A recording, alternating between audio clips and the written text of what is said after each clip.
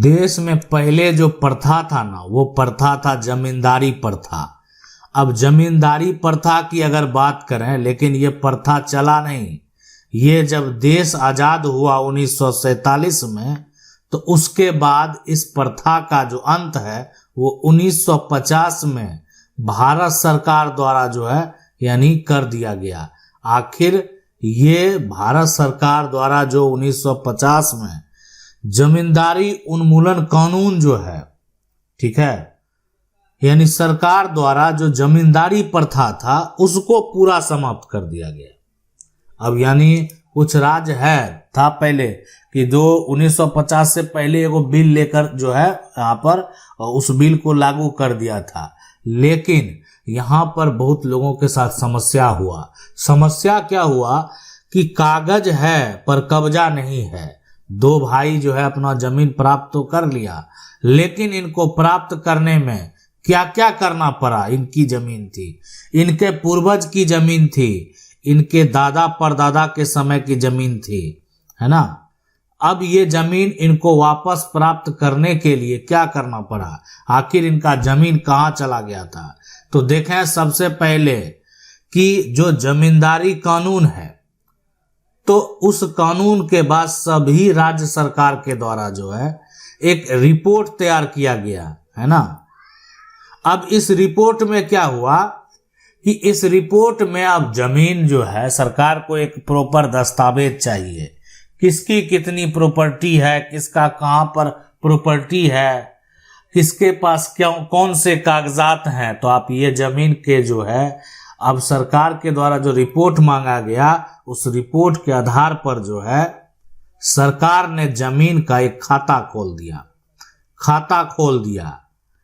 अब इसमें जो आप कह सकते हैं फर्जीवाड़ा करने वाले जो लोग थे, वो फर्जी कागज बना कर जो है वहां पर जहां पर खाता खुलता था जाकर दिखाकर जो अपना नाम और अपना कब्जा बताकर जमीन को अपने नाम करा लेते थे।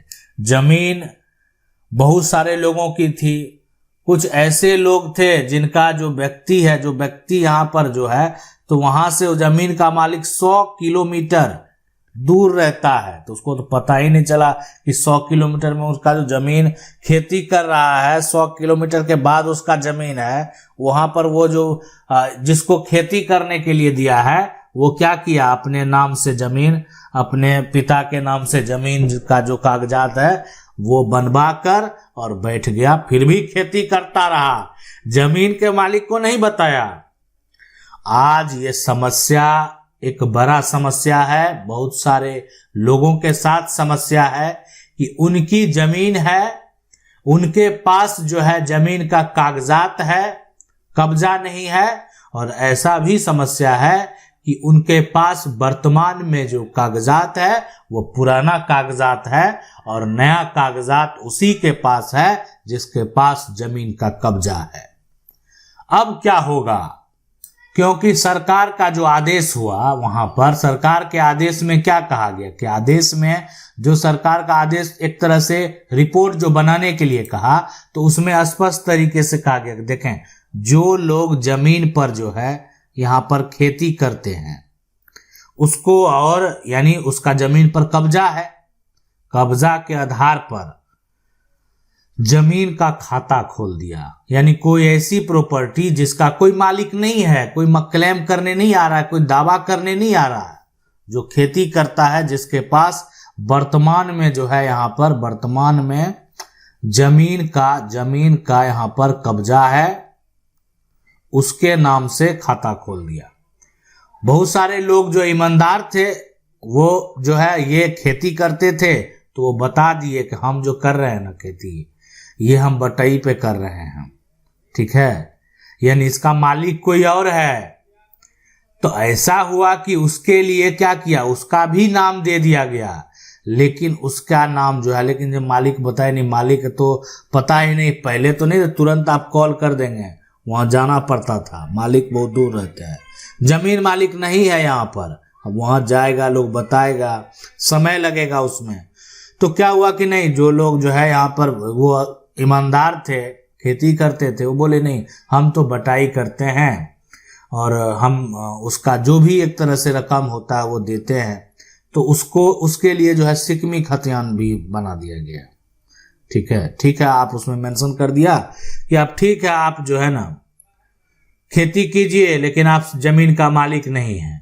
ठीक है, आपको वो स्पष्ट हो गया उस खतियान का कि आप उपयोग कर रहे हैं, किसान को उसका जो है शेयर दे रहे हैं, लेकिन वो जमीन आपकी नहीं है, आपको उसको बेचने का अधिकार नहीं है।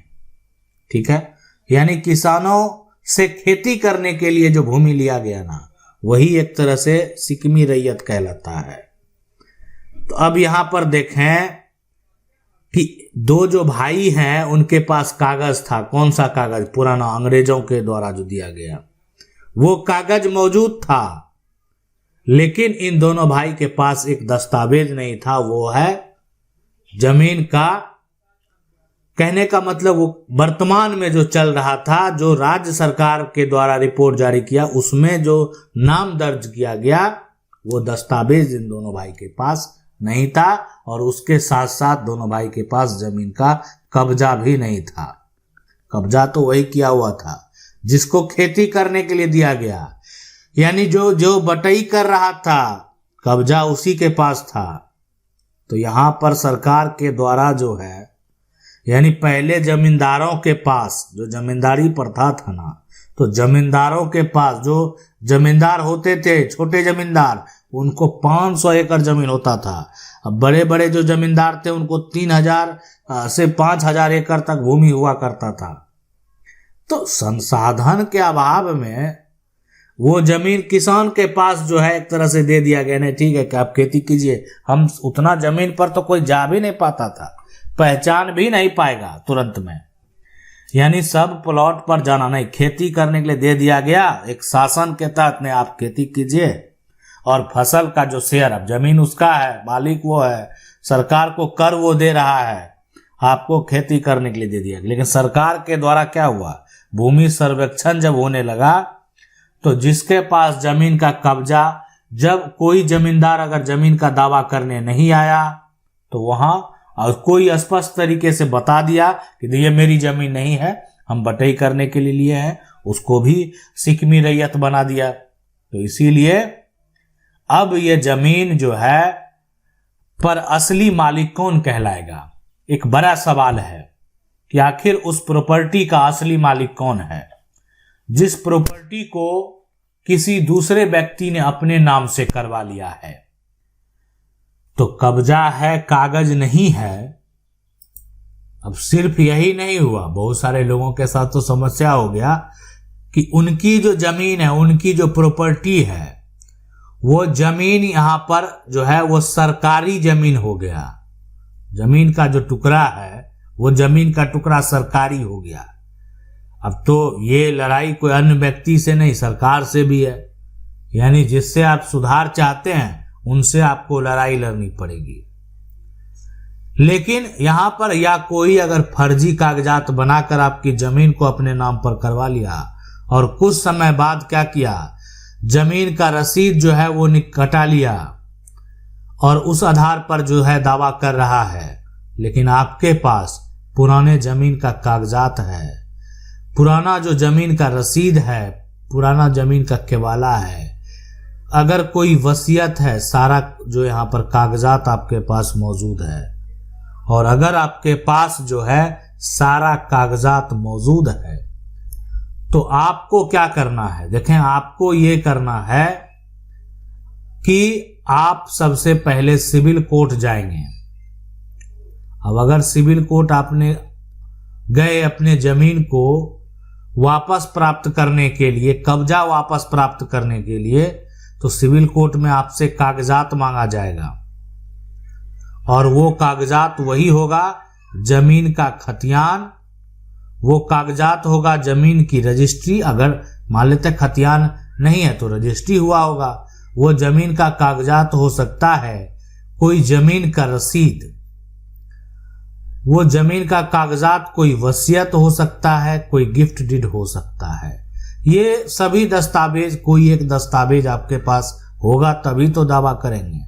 लेकिन सिर्फ रसीद अगर दिखाएंगे और आपका जो सामने वाला है जिससे आपका विवाद हो रहा है वो खतियान निकाल लिया, तो आपका रसीद कैसे कटा ये तो साबित करना पड़ेगा।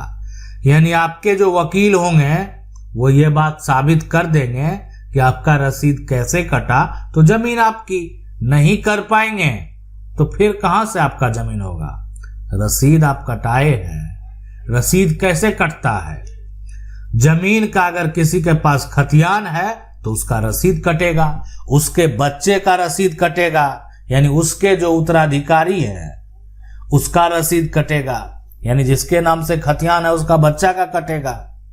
रजिस्ट्री है, जिसके नाम रजिस्ट्री है उसके नाम से जमीन का रसीद कटेगा, उसके बेटे के नाम से कटेगा, उसके पोते के नाम से कटेगा। तो ये रसीद दिखा रहे हैं तो ये तो साबित करना पड़ेगा कि रसीद कैसे कटा। अब रही बात वसीयत का, तो ये भी तो बताना होगा कि ये वसीयत जो है आपका कैसे वसीयत तैयार किया गया। यानी ये जो कहने का मतलब है वसीयत अगर तैयार किया गया है तो ये कैसे किया गया, कब किया गया। वसीयत अनरजिस्टर्ड है, रजिस्टर्ड है। वसीयत के आधार पर अगर ये कोई साबित कर रहा है कि मेरा रसीद कटा है तो वसीयत की सही तरीके से जांच की जाएगी, उसके बाद जो कोर्ट का निर्णय होगा वो मान्य होगा।